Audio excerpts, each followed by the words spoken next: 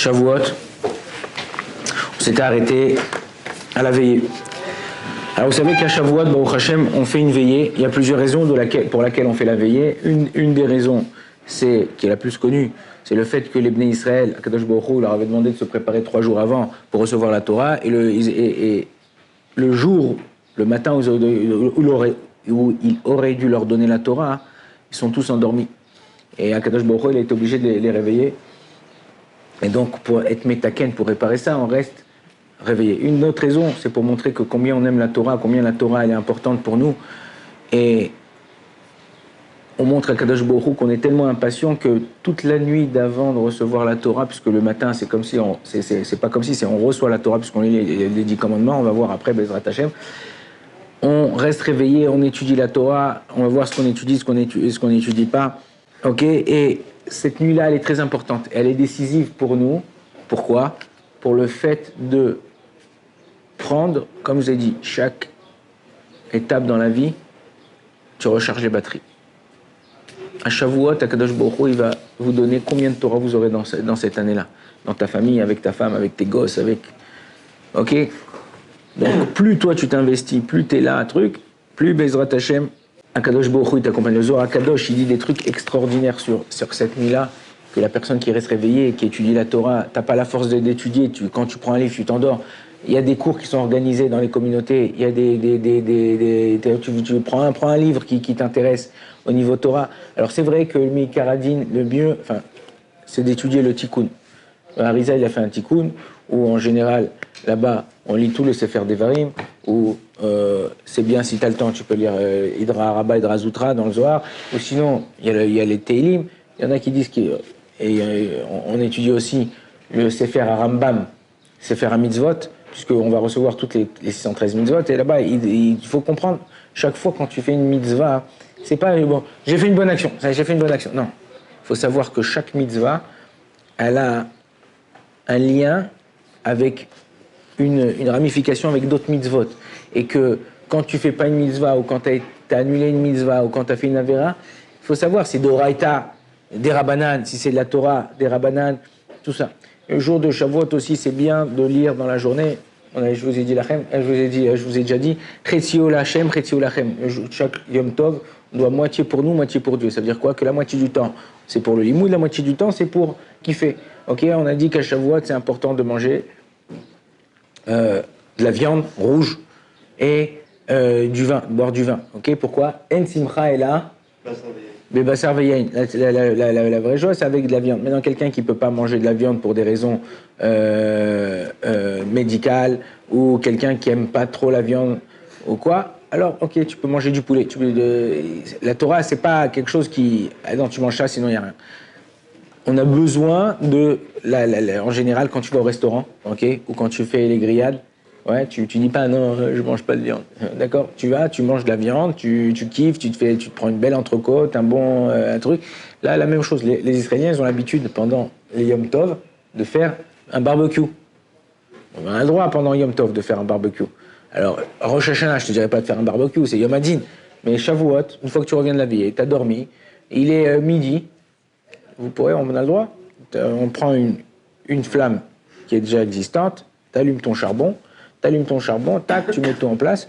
Et si c'est ton kiff de Yom Tov, ouais, les gens, moi, la vérité, je préfère un bon plat préparé, tout ça, barbecue, ça fait des odeurs, de la truc, machin et tout, c'est un peu galère. Agave, au passage, on m'a posé la question une fois, est-ce que j'ai le droit, par exemple, pendant Shavuot, ou pendant un Yom Tov, vous savez, les gens, il y a les barbecues électriques, enfin, maintenant, tout le temps, il y a eu barbecue électrique. Il branche son barbecue électrique avant Shabbat, avec une minuterie, et il le fait marcher, il fait aimer la minuterie, ça s'allume la guide, on va dire, de 11h30 à 1h30. Et là-bas, pendant ce temps-là, hop, il peut mettre sa viande, tout ça, il n'y a aucun problème de faire ça non plus, tant qu'il ne touche pas à l'électricité, tant qu'il ne touche pas à quoi que ce soit. Hein? C'est pas du chou. Yom Tov, on a le droit de mévacher. Yom Tov, on a le droit de mévacher. Yom Tov, la seule chose qu'on a le droit de faire, c'est mévacher. Ok, donc le soir, donc on a dit on reste réveillé. la veillée, c'est pour les hommes, pas pour les femmes. Les femmes, ils n'ont aucune obligation de faire la veillée. Elles veulent rester un peu réveillées, elles veulent étudier, elles veulent le truc, ouais, mais ils n'ont aucune obligation. Une femme, elle n'a aucune obligation de réveiller, elle veut aller un jour après rentrer à la maison et dormir. Non, pas que cuisine, un homme aussi peut cuisiner. Une femme, elle a d'autres mitzvot et elle est plus connectée qu'un homme à la Torah. Et on le voit ça par rapport à son contact avec son lien qu'elle a avec Akadosh Baruch Hu, par rapport aux mitzvot qu'Akadosh Baruch Hu lui a donné par rapport à un homme. Plus quelqu'un il a besoin de quelque chose, plus il doit faire un effort pour l'avoir. Moins qu'une personne elle a besoin parce qu'elle l'a déjà. Un homme riche, il ne va pas se casser la tête comme quelqu'un qui finit pas son mois. Okay, pourquoi? Parce que Kadosh Baruch Hu, il le gâte, il lui donne ce qu'il a besoin. La même chose, une femme, Baruch Hashem, elle est en contact pratiquement permanent avec Kadosh Baruch Hu. Donc c'est pas une question de chauvinisme ou quoi que ce soit. Comme je vous ai dit, c'est important, 2 secondes. C'est important de faire le tikkun. Le tikkun, il a été metaken, il a été fait d'une façon où derrière chaque chose qu'on fait, il y a un secret, il y a un céder, il y a un ordre.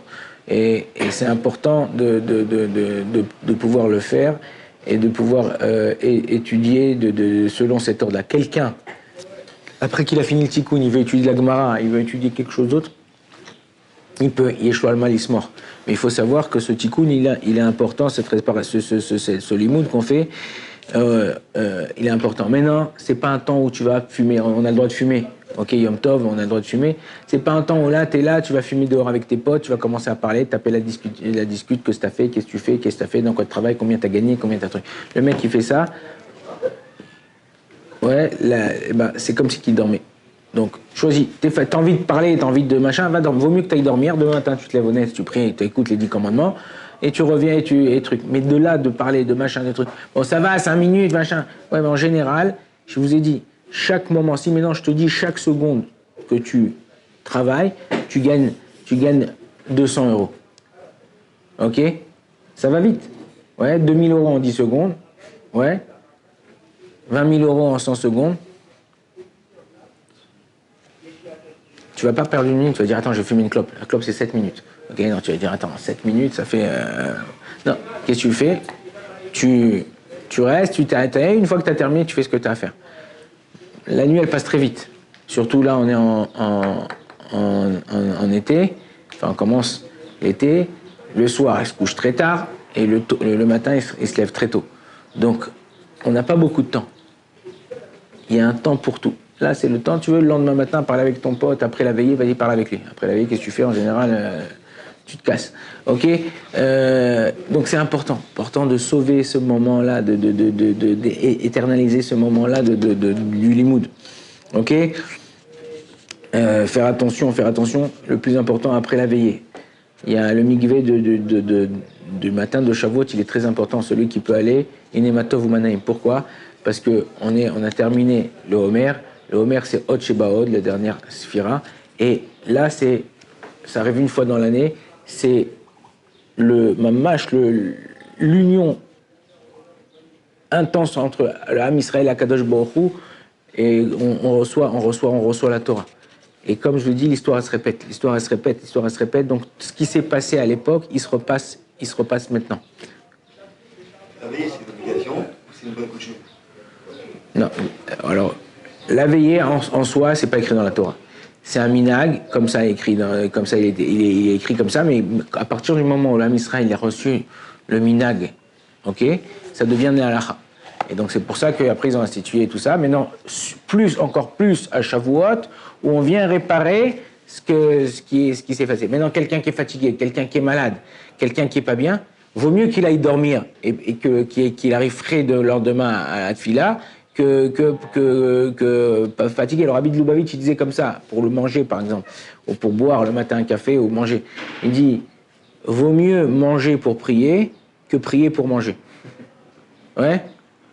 Parce que ça dépend ce qui est essentiel pour toi. Donc toi, si tu vois qu'à 3h du matin, 2h du matin, 1h du matin, t'es fracas, t'en peux plus, tu t'endors sur le truc et tu dis, attends, je vais pas tenir ça.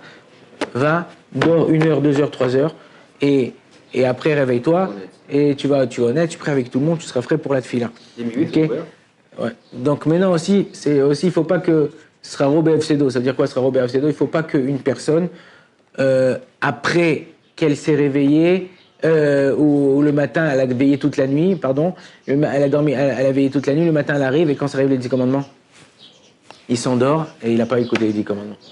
C'est ça le but, c'est comme si je te dis, voilà, t'as un avion à 4 heures du matin. Il faut que tu sois à l'aéroport à 1 heure du matin. Ok, tu dis d'accord, tac, tu arrives à l'aéroport, 1h30, tac, t'enregistres tes bagages, t'arrives, t'as couru, t'arrives dans la salle d'attente, t'attends à la salle d'attente, là, la porte char à la gate, elle est là, t'es avec ta petite valise comme ça, hop, tu t'endors, et tout le monde est embarqué, ils ont fermé les portes, tu te réveilles à 5 heures du matin, l'avion il est parti. Bah, tu payes notre billet, mon frère. Donc, ne ratez pas ces moments-là. Chaque moment, il a son importance. Chaque moment, il a son importance. Et on est obligé d'essayer de faire le maximum pour avoir aussi le maximum. Le migvé, c'est un chiyuv? Non, mais c'est pas un chiyuv, c'est assez top. C'est bien, c'est en plus quand on reçoit la Torah de devenir Betahara. Comment on paye? Il y a des mikvés en général, c'est ou avant la fête, ou tu payes après la fête. Faut pas oublier de payer après la fête. Mais demain, on verra, après la veillée, quand on termine la veillée, ceux qui envoient mikvé, pas mikvé, ceux qui veulent... Il y a les brachot du matin. On va voir comment on fait les brachot, qu'on fait comme brachot, est-ce qu'on refait les brachot, on fait pas les brachot, donc on est resté réveillé, tout ça et tout ça. Et de s'arranger pour faire les brachot. On verra par rapport au minag aussi, Bezrat Hashem, des Aseret Adibrot, comment on doit les lire, comment on ne doit pas les lire, tout ça. Et les autres minag de Shavuot, comme le fait de décorer la synagogue, le fait de manger du laitage, on va expliquer pourquoi. Est-ce qu'on peut faire un repas de laitage, on peut pas faire un repas de laitage. Toutes ces choses-là, Bezrat Hashem, on les verra demain et la semaine prochaine. Baruch Adonai Olam, amen, amen.